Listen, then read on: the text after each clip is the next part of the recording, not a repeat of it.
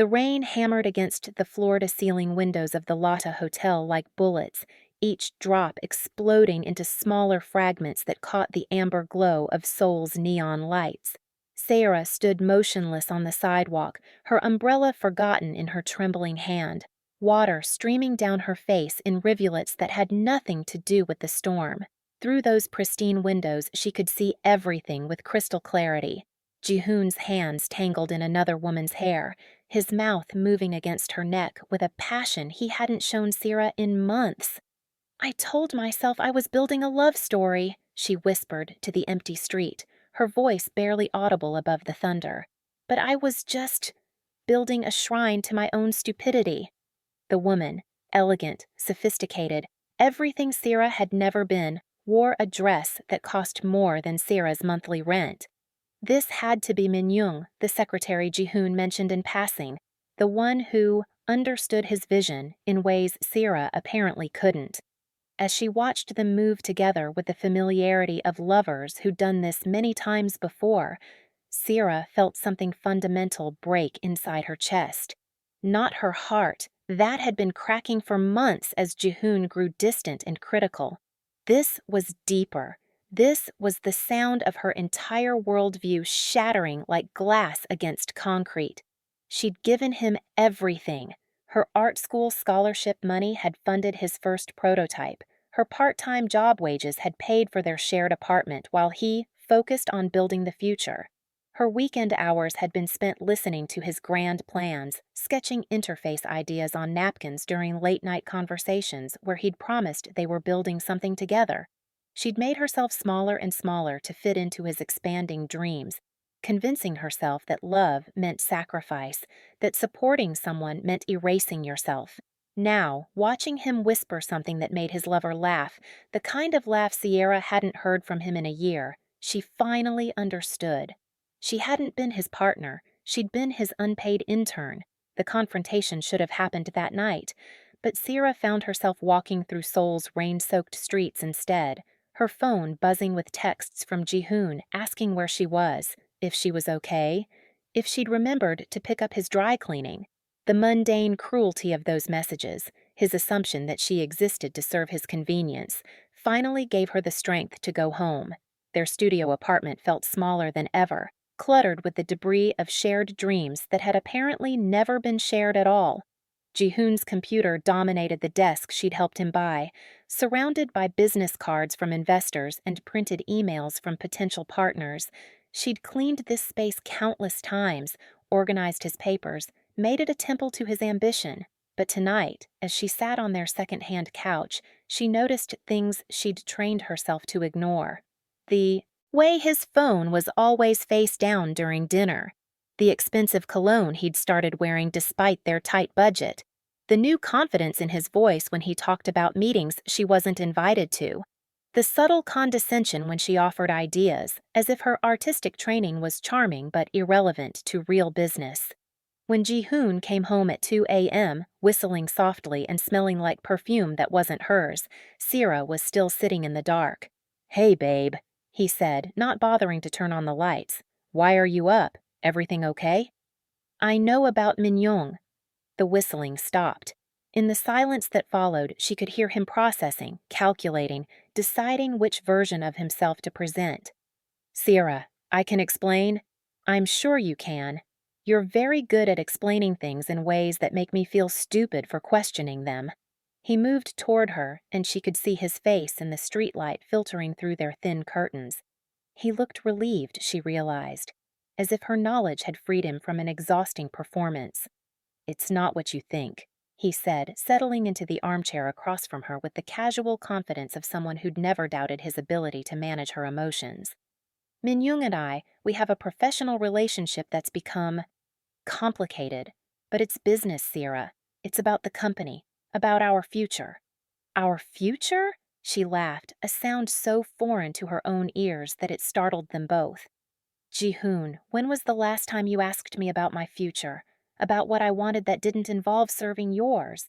That's not fair. Everything I'm building is for us." "No," she said quietly. "Everything you're building is for you. I just happen to live here. But the real devastation came the next morning when Jihoon left for his important meeting with investors, kissing her forehead like nothing had changed. Sierra was packing her few belongings, pathetically few, she realized, for someone who'd lived here 2 years, when she found the USB drive tucked behind his monitor. She almost didn't look.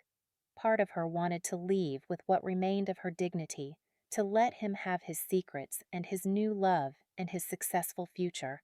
But something made her plug it into her laptop, some instinct that whispered she still didn't know the full truth. The first folder contained her artwork, digital files of sketches she'd done during their late-night brainstorming sessions, concepts she'd drawn on napkins and whiteboards, interface designs she'd created when he'd said he valued her artistic perspective. But these weren't copies. They were the original files, dated and organized, with notes in Jihoon's handwriting about how to adapt them for commercial use. The second folder contained email threads that made her physically sick. The girlfriend's actually talented, but she's too trusting to realize we're building our empire on her work. Once we have enough material to reverse engineer, we can cut her loose. She suspects about us, but she's too invested in playing the supportive girlfriend to push too hard. We have maybe another month before we need to make the transition. Make sure you get her to finish the user experience mock-ups before you end things. Those are worth 6 figures if we execute them right. Sierra read every message twice, then printed them all. The betrayal wasn't just romantic, it was professional, creative, existential. She hadn't just been funding his dreams with her money and emotional labor. She'd been the uncredited co-creator of everything he was building his reputation on. When Jihoon returned that evening, flush with excitement about his successful investor meeting, he found her sitting at their kitchen table with the evidence spread before her like tarot cards revealing a future she'd never imagined. "I know about Minyoung," she said without looking up. "But more importantly, I know about the designs." The color drained from his face. For the first time in their relationship, she saw genuine fear in his eyes. Not fear of losing her, but fear of losing his carefully constructed success. "Sierra, you have to understand," he began, reaching for the charm that had always worked before. "Everything I did was for us, for our future together. Those ideas, they were collaborative. We developed them together." "Collaborative?" She finally looked at him, and he stepped back from whatever he saw in her expression. "You mean the way slaves collaborated in building pyramids? Don't be dramatic. You know I value your input." "My input?" She stood, her sketchbook tucked under her arm, the only thing in the apartment that truly belonged to her. "Jihoon, I didn't give you input. I gave you my soul, and you've been selling it piece by piece to buy someone else's love." "Everything I did was for us." "No, Jihoon, everything you did was theft, and I was just too in love to see I was robbing myself." She walked to the door, turning back only once.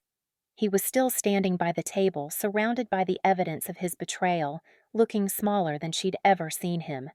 "The worst part," she said, her hand on the doorknob, "isn't that you don't love me.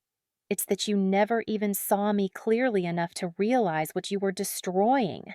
The door closed behind her with a soft click that sounded like the end of the world. 3 weeks later, Sierra was living in a goshiwon the size of a closet, surviving on convenience store kimbap and the growing certainty that she'd made the biggest mistake of her life. Every job interview ended the same way. Polite interest until they called her references and discovered she'd spent 2 years out of the professional art world, supporting someone else's dreams instead of building her own portfolio. Her savings, always meager, had evaporated within days of leaving Jihoon's apartment. The worst part wasn't the hunger or the sleepless nights on a mattress thin as cardboard. It was the isolation. She'd built her entire social world around Jihoon's ambitions, and now she discovered that every friend they'd shared was really his friend. Every professional connection was really his connection. She was a ghost haunting her own life, invisible to everyone who mattered. She was sketching in a 24-hour cafe in Hongdae, trying to rebuild her portfolio on napkins because she couldn't afford proper supplies, when someone slid into the seat across from her. "Those are good," the woman said, nodding at Sierra's drawings. Clean lines, intuitive flow, you understand user psychology.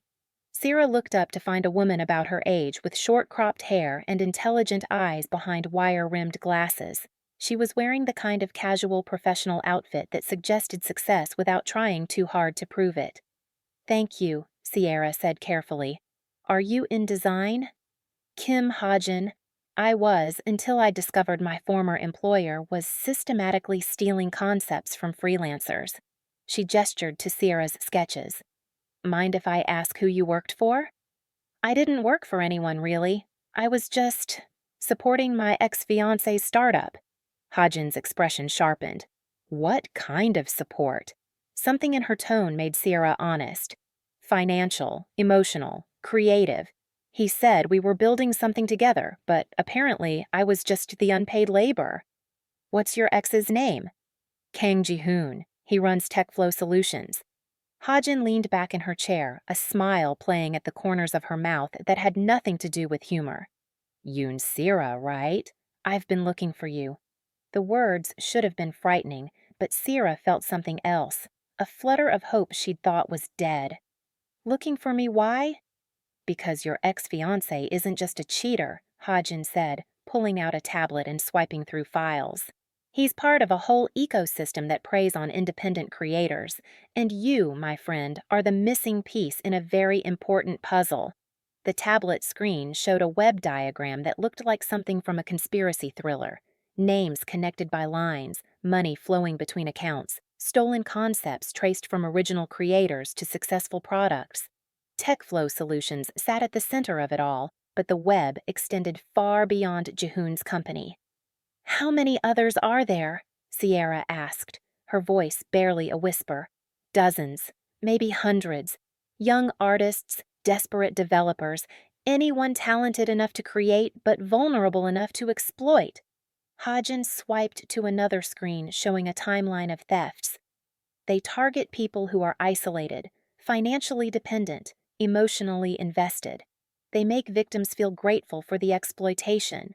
Sierra stared at the evidence, seeing her own story reflected in case after case of broken trust and stolen dreams. This is systematic, and it's been going on for years. But here's the thing. Someone's been building a case against them. Who? Lee Dong-ha, and he's been doing it for 3 years. The name was familiar from business articles Sierra had skimmed, usually accompanied by photos of a man who looked like he'd stepped out of a manhwa, sharp suits, sharper eyes, the kind of controlled intensity that suggested he didn't smile unless he meant it. The tech CEO? Why would he care about something like this? Hajin's expression softened slightly. Personal reasons. But he needs someone who understands the methods from the inside. Someone who can identify patterns, recognize the techniques, maybe even predict the next targets. You want me to help expose Ji-hoon? I want you to help expose everyone like Ji-hoon. The question is whether you're interested in justice or just personal revenge. Sierra looked down at her sketches, then back at the evidence on Hajin's tablet.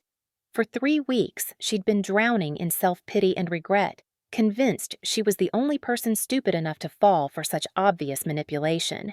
But this diagram showed she wasn't alone. She was part of a pattern, a symptom of something much larger and more predatory. What would I have to do? Meet with Dong-ha, share your story, help us understand how they operate. Hajin leaned forward. I won't lie to you. It won't be easy.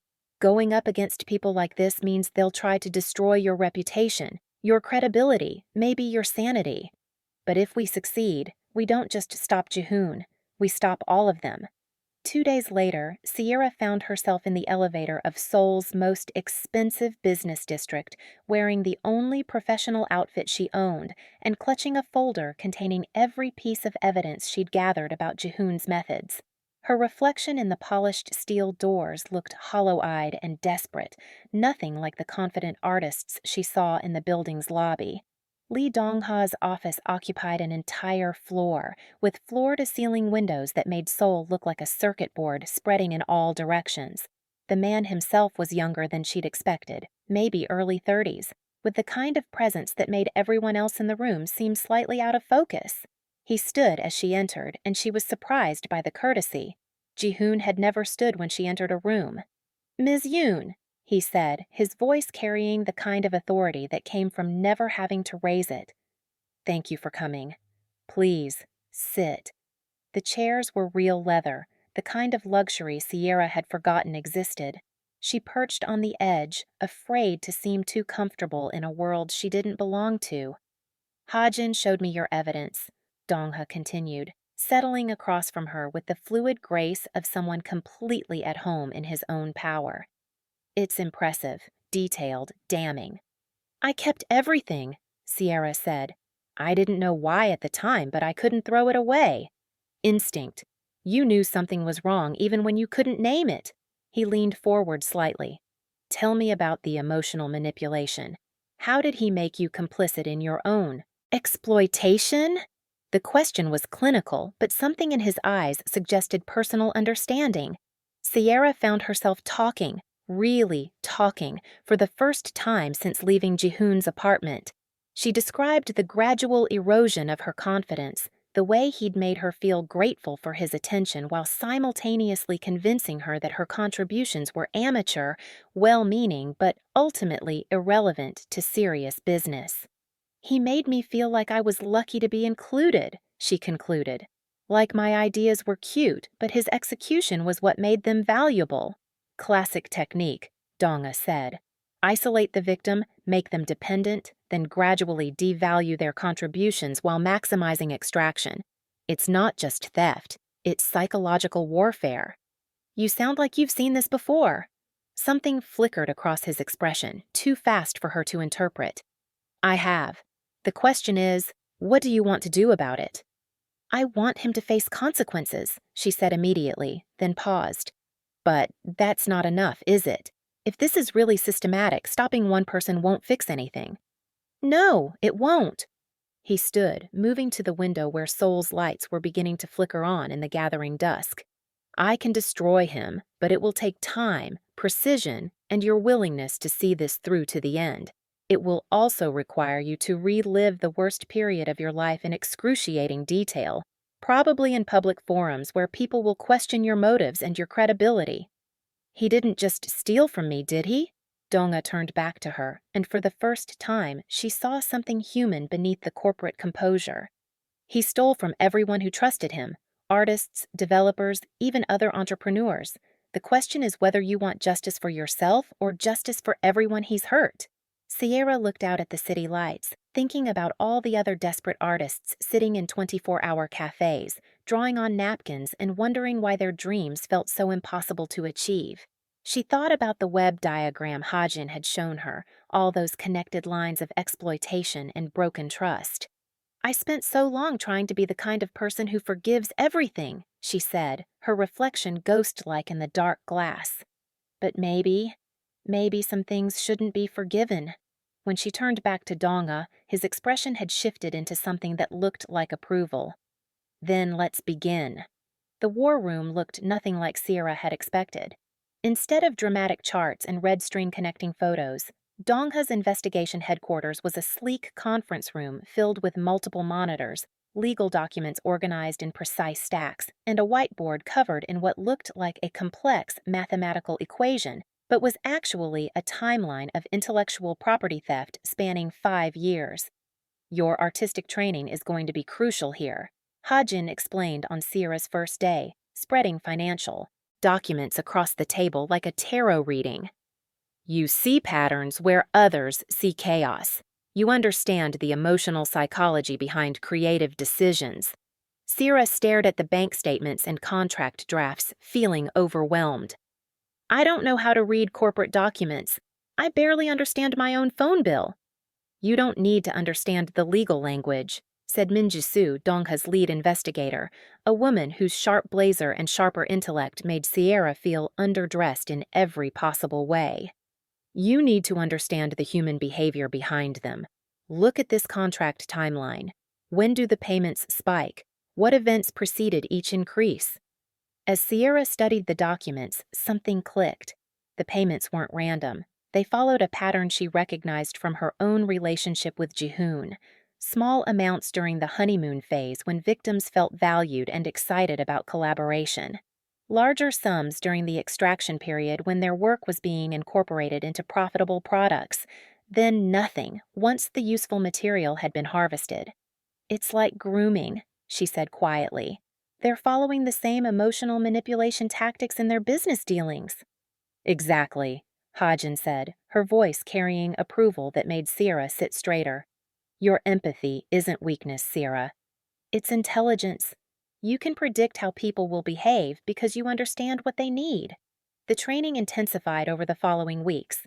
Sierra learned to read between the lines of emails, to spot the linguistic patterns that preceded betrayal, to recognize when someone's enthusiasm was being weaponized against them.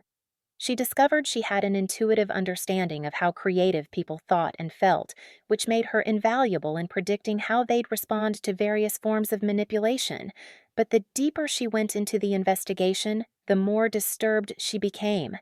Late one evening, alone with Dongha in his office as Seoul's lights glittered below them, she finally voiced the fear that had been growing in her chest. Am I becoming like them? She asked, looking up from a stack of intercepted communications they'd been analyzing. Cold and calculating? I used to trust people automatically. Now I see manipulation everywhere. Donga set down his pen and studied her with those dark eyes that seemed to see everything. Do you think recognizing manipulation makes you manipulative? I don't know. Sometimes I feel like I'm learning to think like a predator. There's a difference between manipulation for personal gain and strategic thinking in service of justice, he said, his voice carrying a weight that suggested this wasn't theoretical for him. The question is, which one serves the people who can't protect themselves? How do you know the difference? He was quiet for so long she thought he wouldn't answer. When he finally spoke, his voice was softer than she'd ever heard it. My sister was an artist. The words hung in the air between them like a confession. Sierra waited, sensing that whatever came next would change everything she thought she knew about him. She was brilliant, creative in ways that made you see the world differently just by being around her. She was working on her graduate thesis, this incredible multimedia installation about identity and technology. His hands were perfectly still on the desk, but Sierra could see the tension in his shoulders. Her thesis advisor was charming, supportive, everything a mentor should be. He encouraged her to share her process with him, to trust him with her most innovative concepts. What happened? He stole everything, her ideas, her techniques, even her personal artistic statement about growing up as a third culture kid. He published papers based on her work, got gallery shows, built his entire academic career on concepts she'd developed. Dongha's voice remained steady, but his knuckles were white. She tried to fight it, but who believes a graduate student over a tenured professor? The stress, the isolation, the way everyone made her feel like she was being paranoid and vindictive. She died, Sierra said softly. Car accident. But she'd been drinking, taking pills to sleep because the anxiety was so bad. Everyone said it was tragic, this promising young artist gone too soon. The professor gave a beautiful eulogy about her collaborative spirit and how her legacy would live on through the work they'd done together. The silence stretched between them, heavy with grief and rage and something that looked like understanding. You're not just fighting Jihoon, Sierra said. You're fighting for her. Every time I see someone like you being treated as disposable, I see her. And I have to choose between accepting that this is how the world works or fighting to make it different. He looked at her directly, and she saw something in his expression that made her heart skip. You're not becoming like them, Sierra. You're becoming someone who can protect people from them. There's a difference. That night, as she walked back to her tiny Goshiwan, Sierra felt something fundamental shift in her understanding of herself. For months, she'd seen herself as a victim, someone who'd been foolish enough to be exploited.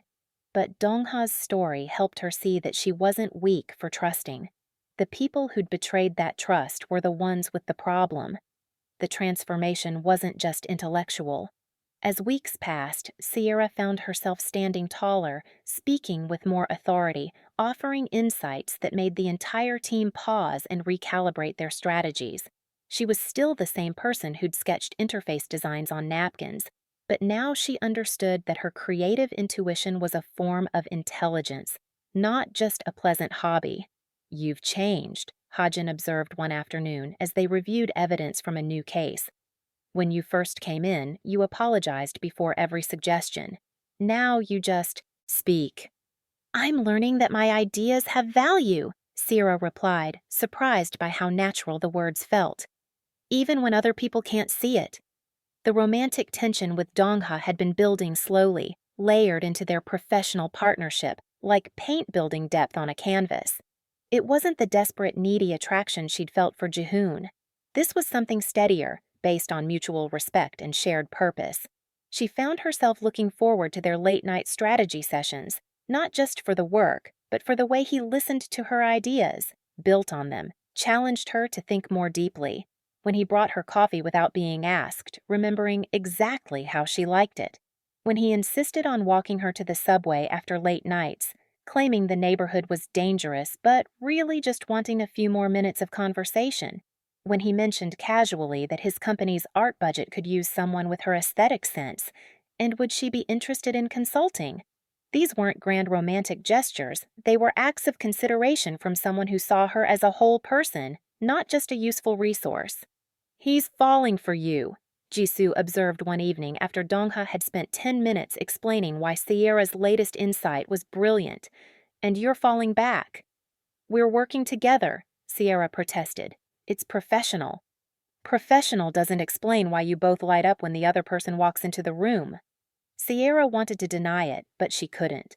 Somewhere between learning to read corporate conspiracies and planning the downfall of systematic exploitation, she'd started falling for the man who'd seen her intelligence when she couldn't see it herself. But more importantly, she'd started falling for the person she was becoming under his influence. Someone strong enough to fight for justice, smart enough to outmaneuver predators, valuable enough to be treated with respect. The girl who'd once believed that love meant making herself smaller was learning that the best kind of love challenged you to become more than you thought possible. The Seoul Tech Innovation Conference was exactly the kind of event Sierra had once attended as Jihoon's silent shadow, carrying his business cards and smiling politely while he networked with people who never bothered to learn her name. Now, standing in the lobby of the Conrad Hotel, wearing a midnight blue dress that Donga had insisted was strategic armor, she felt like she was inhabiting someone else's life. "Remember," Hajin's voice crackled through the nearly invisible earpiece. "You're not Sierra the victim anymore. You're Sierra the designer, the woman brilliant enough to catch Lee Dongha's attention. Let them wonder what they missed." The transformation had taken months of careful preparation. Dongha's team had crafted her new identity methodically, professional headshots that captured her intelligence rather than her vulnerability, a portfolio showcasing work. She'd done both before and after Jihoon, social media presence that suggested someone rising rather than someone recovering. To the industry, she was a fresh talent who'd emerged from obscurity to join one of Seoul's most innovative companies. She spotted Jihoon before he saw her, standing near the TechFlow Solutions booth with Minyoung elegant and possessive at his side. He looked successful in the way that money could buy. Expensive suit, confident posture, the kind of smile that came from reading positive coverage in business magazines. But Sierra's trained eye caught details she'd once missed. The way his eyes constantly scanned the room for more important people to impress. The subtle tension in Min Young's jaw that suggested their relationship wasn't as smooth as their public appearances implied. "Sierra?" She turned at the sound of her name, arranging her expression into polite curiosity rather than the recognition that made her heart race. "Jihoon." She extended her hand for a professional handshake, noting his surprise at the gesture. "How nice to see you." He looked genuinely stunned, his eyes taking in her transformation from the broken woman who'd left his apartment 4 months ago to this poised professional who belonged in rooms like this. "You look incredible," he said, and she could hear the questions buried in his voice. I heard you're working for Lee Dongha now. I am, she replied, letting a small smile play at her lips. He appreciates talent when he sees it. Min Young stepped closer, her perfectly manicured hand settling on Ji-hoon's arm in a gesture of ownership that Sierra recognized. She'd made similar moves when she'd thought she had something to protect. How interesting, Min Young said, her voice carrying the kind of warmth that felt like ice water. I suppose everyone needs to find their level eventually. Before Sierra could respond, she felt a familiar presence at her back, the subtle shift in atmosphere that announced Dongha's arrival. His hand settled on the small of her back, a touch that was professional but somehow more intimate than anything Ji-hoon had ever offered in public. Ms. Yoon, his voice was warm honey over steel. I've been looking for you. There are some investors I'd like you to meet.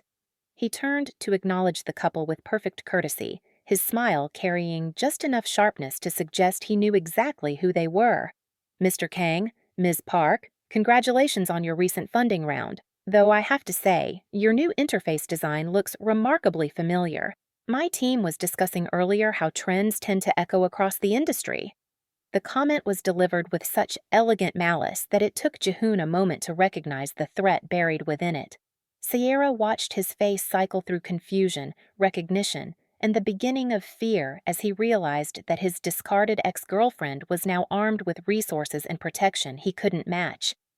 Dongha, Min Young's voice carried a warning. I hope you're not suggesting anything improper about our creative process. Not at all, Dongha replied smoothly. Innovation often springs from similar wells of inspiration, though of course, proper attribution is always important in maintaining industry trust. By the time Ji-hoon formulated a response, Dongha was already guiding Sierra away, leaving her former fiancé to contemplate the implications of their encounter. That was beautifully handled, Sierra murmured as they moved through the crowd. You were the one who handled it beautifully, Dongha replied. The way you let him see what he'd lost without giving him the satisfaction of knowing you'd ever been broken, that was masterful. The evening continued with a series of carefully orchestrated encounters. Sierra found herself in conversations with other artists who'd worked with TechFlow solutions, their stories eerily similar to her own experience. But where she'd once felt isolated and ashamed, now she recognized the patterns Dongha's team had taught her to spot. He promised to credit me, said Park Sunmi, a UI designer whose clean, minimalist aesthetic had apparently been adapted for several of Ji-hoon's recent projects. But then he said the investors wouldn't understand shared ownership, that it would confuse the narrative.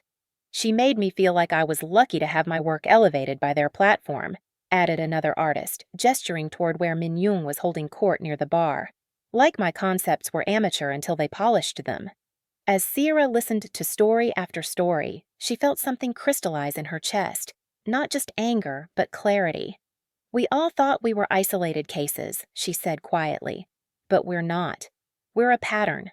That night, back in Dongha's office as they debriefed the evening's intelligence gathering, Sierra felt the full weight of what they'd accomplished. The conversations she'd had weren't just networking, they were evidence collection, performed with a sophistication that amazed her. You were brilliant tonight, Dongha said, loosening his tie as he settled into the chair across from her desk. The way you got Ji-hoon to admit the timeline inconsistencies, how you made Min Young defensive enough to reveal their selection criteria for targets. I couldn't have done that. I'm learning that the girl who was too trusting to protect herself might be smart enough to protect everyone else, Sierra replied, surprising herself with the confidence in her voice. Something in Dongha's expression shifted, the professional admiration giving way to something more personal and immediate. He stood and moved around the desk, stopping close enough that she could smell his cologne, expensive and subtle, everything Ji-hoon's cheap aftershave had never been. Sierra, he said softly, and her name in his voice carried weights and meanings she was still learning to decode. When he kissed her, it was nothing like the tentative, apologetic kisses she'd shared with Ji-hoon. Dongha kissed her like he was claiming territory, like he was making a statement about desire and partnership and the woman she'd become under his influence. She responded with enthusiasm that surprised them both. Months of tension and mutual respect igniting into something that felt both inevitable and revolutionary. The moment was interrupted by the buzzing of Dongha's phone, insistent and urgent against the glass surface of his desk. They broke apart, both breathing harder than the situation warranted, and Dongha glanced at the screen with an expression that immediately shifted from desire to concern. "What is it?" Sierra asked, though she could already guess from the way his jaw tightened. "Ji-hoon hired a private investigator," he said, showing her the message from his security team. "There are photos of us from tonight, professional quality, telephoto lens. He's planning something." Sierra felt the familiar flutter of fear, but underneath it was something new, a steel-edged determination that hadn't existed 4 months ago. "Let him plan," she said, straightening her dress and reaching for her jacket. "We've been preparing for this. The question is whether he's prepared for what comes next." As they left the office together, Sierra caught their reflection in the elevator doors. Two people who looked like they belonged in boardrooms and strategy sessions, like they could take on the world and win. The broken woman who'd once apologized for taking up space was gone, replaced by someone who understood her own worth and refused to accept anything less than respect. The war was about to become public, and for the first time since this all began, Sierra was looking forward to the battle. The leaked photographs hit social media at 3 a.m. on a Tuesday, accompanied by a carefully crafted narrative that painted Sierra as a vindictive ex-girlfriend who'd seduced Lee Dongha into a personal vendetta against her former fiancé. The images were professionally shot, Sierra and Dongha leaving his office building, sharing what looked like an intimate dinner, her hand on his arm at the tech conference. Out of context, they told the story Ji-hoon wanted, a woman scorned using her sexuality to manipulate a powerful man into destroying an innocent competitor. By morning, the hashtag number Gold Digger Revenge was trending, complete with think pieces about women who couldn't handle rejection and the successful men they trapped in their schemes. Sierra woke to hundreds of messages ranging from support to threats, her phone buzzing incessantly with interview requests and commentary that reduced her entire experience to a simple morality tale about feminine manipulation. "We accelerate the timeline," Donga said during their emergency meeting that morning, his voice carrying the calm intensity she'd learned to associate with his most dangerous moods. "He wants to make this about your motivations. We make it about his actions." Within 48 hours, they had arranged an interview with Kim So-young, Seoul's most respected investigative journalist, known for her surgical approach to exposing corporate corruption. The studio was sterile and professional, designed to convey authority rather than comfort. And as Sierra sat across from the woman who would broadcast her story to millions, she felt the weight of every artist who'd been silenced by shame and intimidation. "Let's address the obvious question first," Kim So-young began, her voice carrying the neutrality that made her interviews so compelling. "Your critics claim this is simply a woman scorned seeking revenge through a romantic relationship with your ex-fiancé's competitor. How do you respond?" Sierra had rehearsed this moment for weeks, but now that it was here, she found herself speaking from a deeper place than preparation. "I would say that calling justice revenge is how systems of exploitation protect themselves," she replied, meeting the camera directly. "When victims speak truth, they're called vindictive. When they stay silent, they're called complicit. The only way to win is to refuse to play by rules designed to silence us." The interview lasted 2 hours, but it was Sierra's detailed presentation of evidence, emails, financial records, timestamps that proved systematic theft, that transformed public perception. She wasn't just making accusations. She was presenting a case so comprehensive that denial became impossible. "The relationship timeline alone proves this isn't revenge," she explained, displaying documents on screen. "I've been working with Mr. Lee's investigation team for months before our personal relationship developed. The evidence speaks for itself." Within hours of the broadcast, other victims began coming forward. Park Sun-mi posted her own documentation of idea theft on social media. A dozen UI designers shared stories of being courted, exploited, and discarded by TechFlow Solutions. Former employees leaked internal communications that corroborated everything Sierra had claimed. The response was swift and devastating. TechFlow's stock price plummeted as investors realized they'd funded a company built on stolen intellectual property. Min Young's family publicly severed all ties with Jihoon's company, launching their own investigation into how their funds had been used. Legal challenges emerged from multiple directions as exploited artists filed lawsuits for damages and proper attribution. Jihoon's attempts at damage control only made things worse.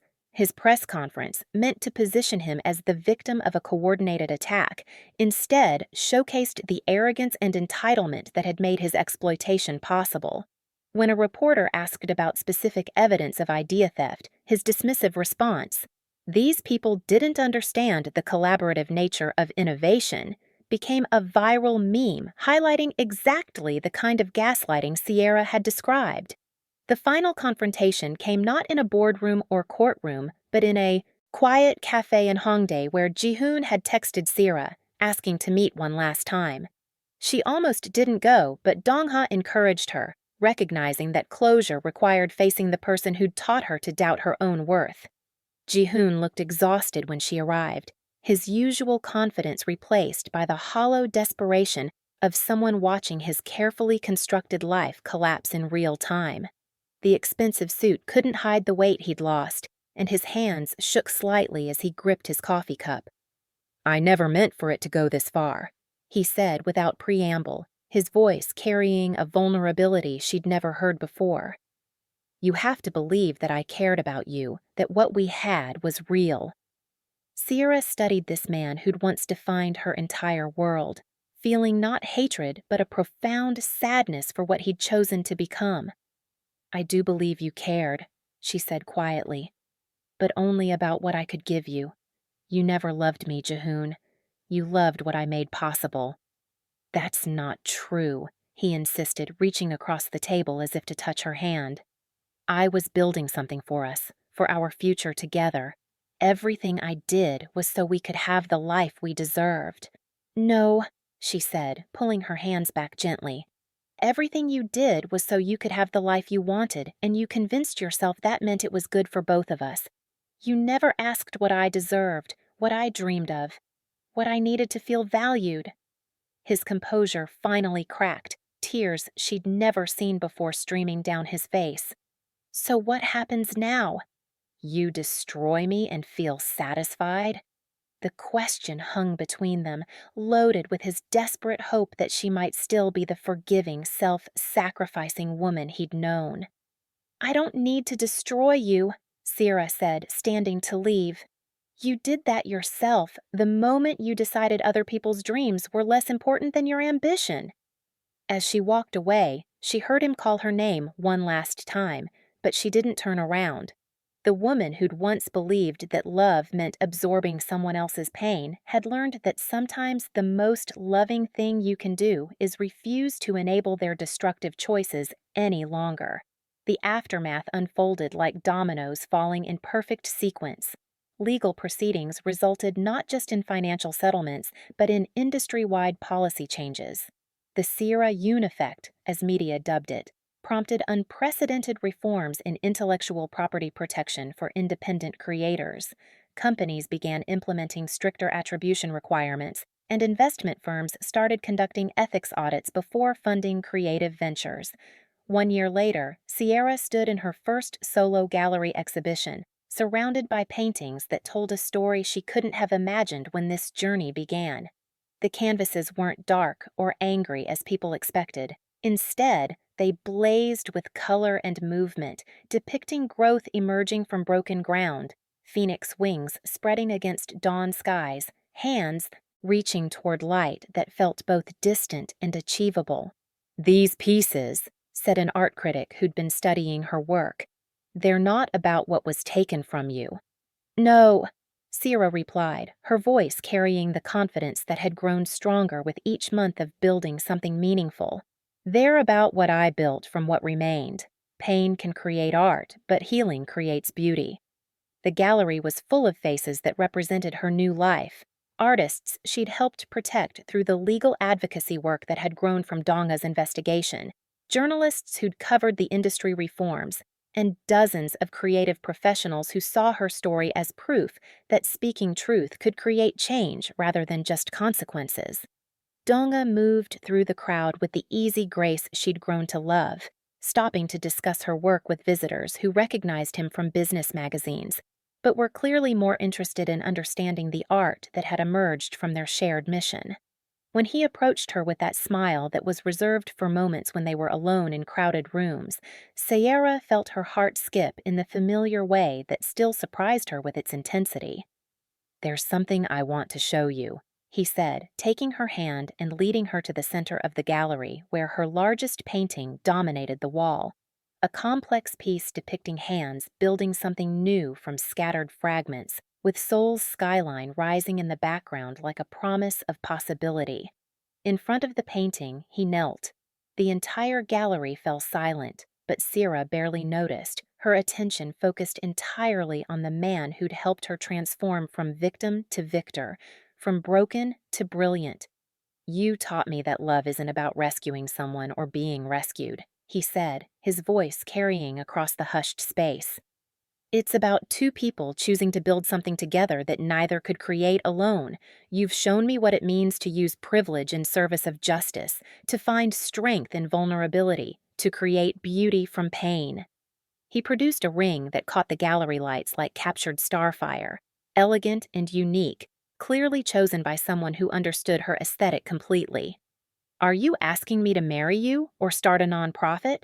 she asked, laughter threading through tears she hadn't expected. "Both," he replied without hesitation. "Always both, with you." The gallery erupted in applause as she said yes, but the real celebration came 6 months later at their wedding, held not in some exclusive venue but in the community center where they'd launched the Yoon Lee Foundation for Creative Rights. The space was filled with the artists they'd helped protect, the lawyers who'd joined their cause, the journalists who'd amplified their message, and the young creators who represented the future they were building together.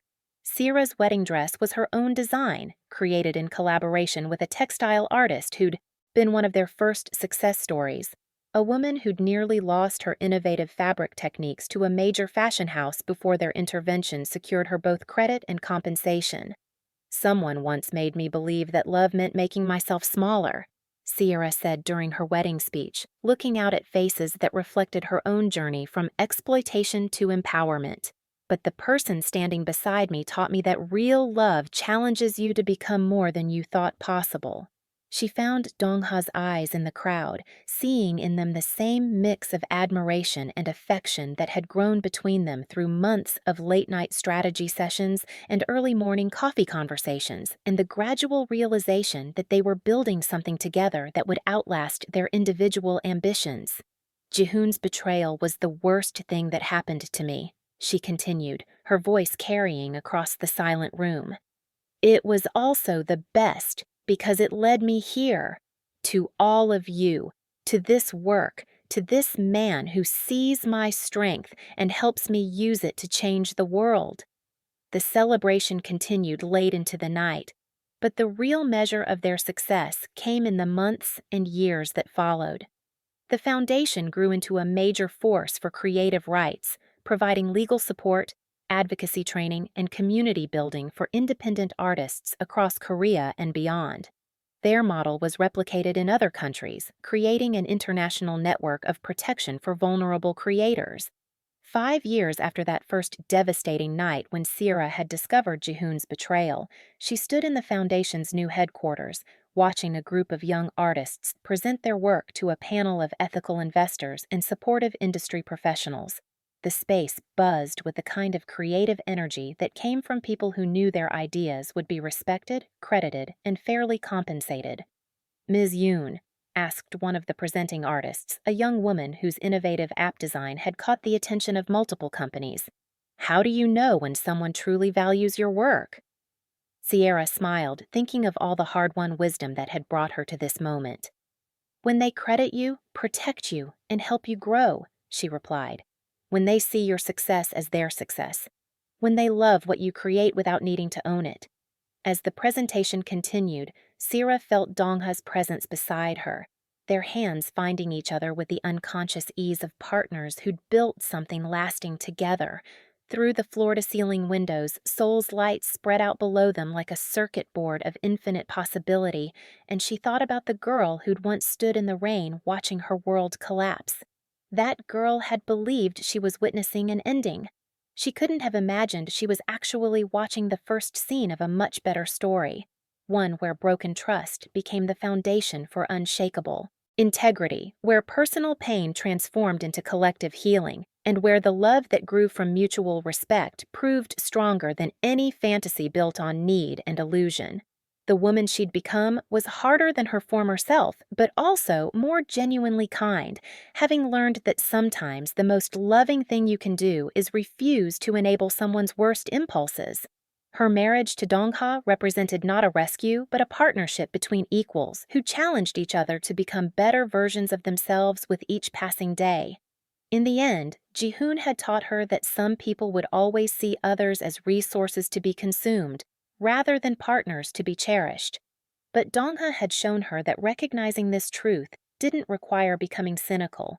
It just required becoming more selective about who deserved access to her trust, her energy, and her heart.